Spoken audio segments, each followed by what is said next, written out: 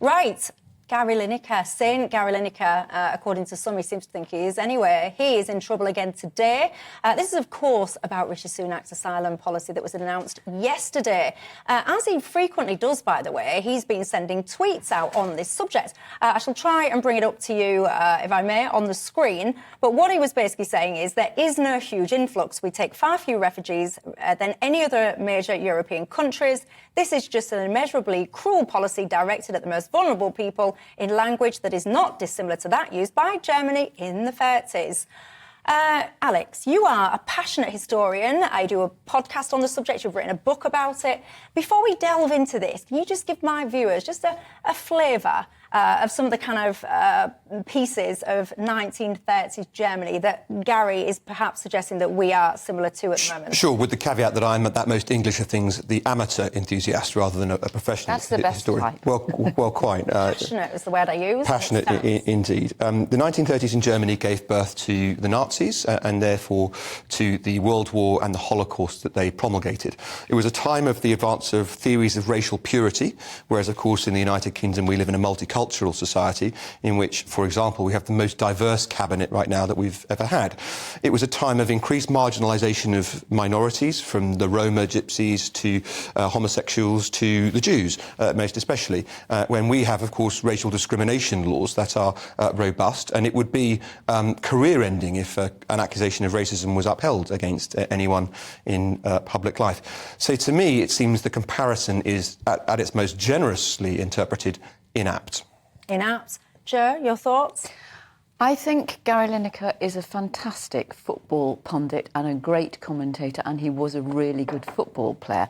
I think the fact that he presents a football programme and was given sanction by the BBC to present the World Cup coverage from Qatar and allowed to talk about the human rights issues around Qatar and the fact that that was such a controversial World Cup event.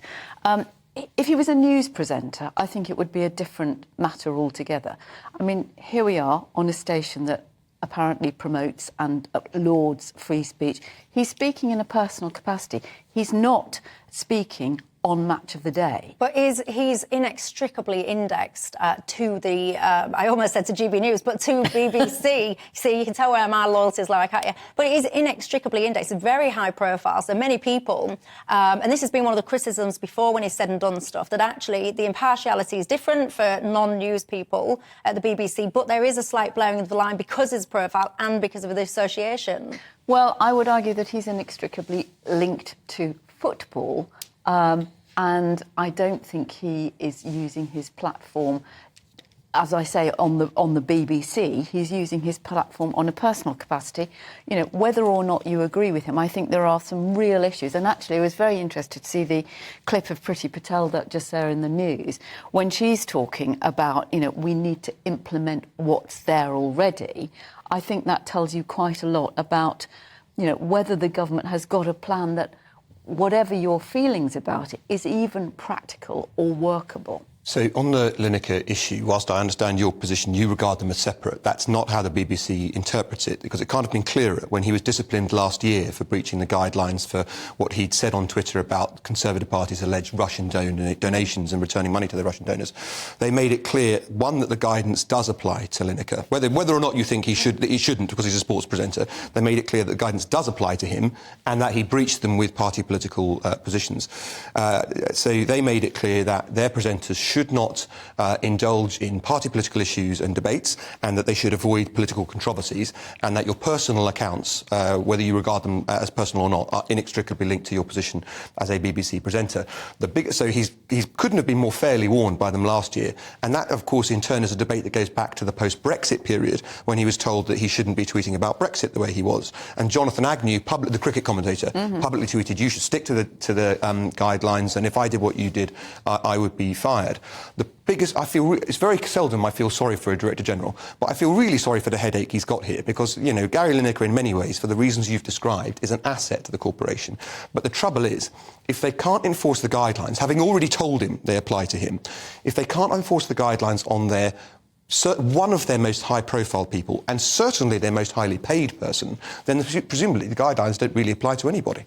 No, shall we move on from St Lineker Teflon Lineker, who's blocked me, by the way. He blocked me on Twitter, which did make me chuckle. Anyway, let's move on from him a little bit and let's broaden this out into this whole kind of concept, because one of my viewers had just got in touch and said the focus here shouldn't be, here we go, Graham. His comments are not problematic because of his links to the BBC, but simply because they are offensive.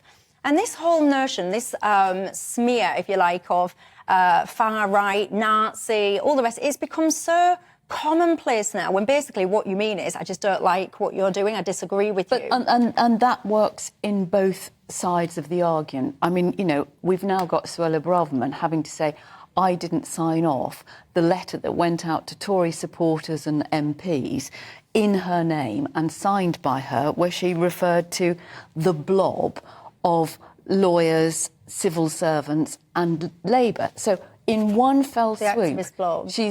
she's attacked civil servants. She's now had to double down and apologise on it. Now, she says she didn't see that, she didn't sign it off. Well, she's the Home Secretary and she's been in problems like this before. The trouble is with this debate, and, we've had this discussion before, Michelle, it is so emotionally fraught that whatever side you're on, the other side is always going to say either you're, a bleeding heart liberal who will open the doors to everybody, or you're a right-wing But, Joe, Nazi. that's not true, because that's not how you speak to me and it's not how I speak to you. I know. And one should be able to still be civil. You should hear what she says about you behind your back. Well, I know, at least to my face. But we should be able to be civil about these things. But that's good, and I agree with it. But the problem is that when you get into this mudslinging that becomes so offensive to so many people, you lose sight of the real issues. And the real issue is, actually, can this work? I don't think there's anybody who thinks it would be a good idea to let these boats keep coming across the channel with people risking their lives, people making absolute shed loads of money and ripping people off and pushing them out. It's bitterly cold out there. I live in Kent. We've done a programme down there. We did.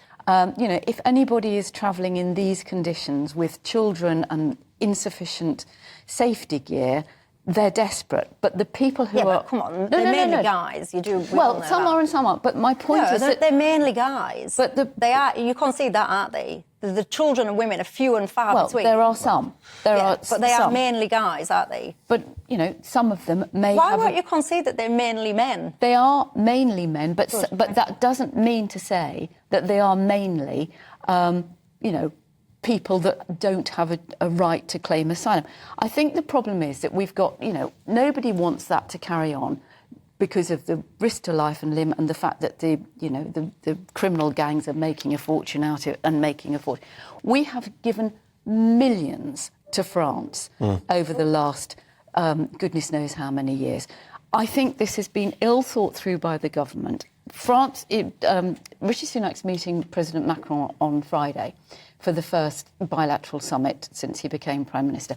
There is obviously a much better, a more cordial relationship between Britain and France since he became Prime Minister. It would have been sensible to have that conversation, but we've poured millions into France with nothing happening. Nothing's happened with Rwanda, and we've still got a backlog. And then here we are, the policy of last resort. I just want to have a go at answering the question that you asked, Joe, about whether the rhetoric is helpful. And my answer is no, it's definitely not helpful to have rhetoric like this, because we should always be able to agree to disagree, and we should always be able to conduct our discussions civilly, even or especially when the topics are passionately held. And I passionately want to stop the boats coming over the channel for the reasons that Joe accurately describes. And I therefore find myself largely supporting the government, as it happens, in a debate about public policy, a position for which, courtesy of someone we've already been discussing, I and others who hold my view have been wildly slurred and called Nazis and so forth online today, because someone with 8 million views went out and made this comparison with the 1930s. And therefore, people who are so tolerant, regard themselves as being so tolerant that they simply cannot tolerate another point of view being aired, feel completely liberated to call other people anything they like under the sun. And I just think that's deeply unhelpful. It's very true. In Denmark, they have what people refer to as a jewellery law. And what that means is that when people go into their country, they take, or they have the opportunity to take items, jewellery, etc., from these people by way of almost payment for their processing fees. I have to say, that makes me feel a little bit uncomfortable. That kind of thing makes me think of 1930s Germany and Nazi Sewing Germany. diamonds into the coats and so forth. Yeah. Yeah, I feel that kind of thing is well, and I not dare say the comfortable. people who, they've probably sold all their jewellery or given it to the people smugglers who are pushing them off. Some of the worst criminals in the world. Yeah, and I was looking into today other countries and what they're doing, and actually, when you look at other countries that are members of the ECHR, they seem to be pushing boundaries a lot more than the UK, with a response to it being minimal. But the trouble is, and I think this may be where Joe and I do disagree, the trouble is that when people say that, international law says that you don't have to apply to the first safe nation you go to and so forth, they are right. Right, so the government is in a tricky position, and the government shouldn't, in my view, bind itself to saying we'll definitely be following our obligations under the ECHR, because in my view, people coming across an entire safe continent of countries in which they could have applied for asylum in order to come to the UK, and that being okay under the system, makes a mockery of international law. And if we can't tweak it, and if we can't change it, and if we can't have a new system that complies with it, then we should keep the option open of leaving the ECHR. It's America as well. There's so many places, because we was having this debate last night and people were saying, it's the UK, and the UK is filled with all these awful people that are trying to kind of restrict all of these poor innocent souls. But actually, when you look globally now, so many different countries are sitting and looking at how do we strengthen our borders, how do we tighten our borders, and how do you actually keep your internal citizens safe? Because actually, when you let a load of people in who, quite frankly, you don't know who they are, you're risking things. Well, yes, and it is more difficult if you are a small island with a very small, narrow crossing between the largest continent, your near neighbour. But, in some ways, you would think, actually, because we're a small island, it would have been easier to do this properly. There needs to be a much better root and branch reform, and everything so far has failed, and I think this will too. You guys divided at home. Peter says, Jubes, Gary Lineker has the same right as everybody to express his opinion, providing they are not expressed while presenting a sports programme for the BBC. Even though Peter says, I don't agree with him. Karen says, Lineker should have been sacked a very long time ago. We pay his wages, so he should basically shut up. And that is reflected throughout my inbox. I have to say, lots of division. Typical champagne lefty who lives in a beautiful home away from problems. He should stick to playing with his balls. Right, I get what you... Yes. OK, if Lineker is not guilty, then surely Matt Hancock is innocent. His tweets and emails, etc., were private and his own thoughts, so they are innocent. You're, obviously talking about Matt Hancock there and the leaks that we've seen, the so-called lockdown files. Jeremy Clarkson says Stuart has lost his contract for writing personal views on Meghan Markle. Surely the same should apply to Lineker. Yeah, but Jeremy Clarkson wasn't employed by the BBC, of course. Lineker is. Keep your thoughts coming in. GBViews at gbnews.uk is how you can reach me tonight. Twitter, if that's your thing, you can get me on there too.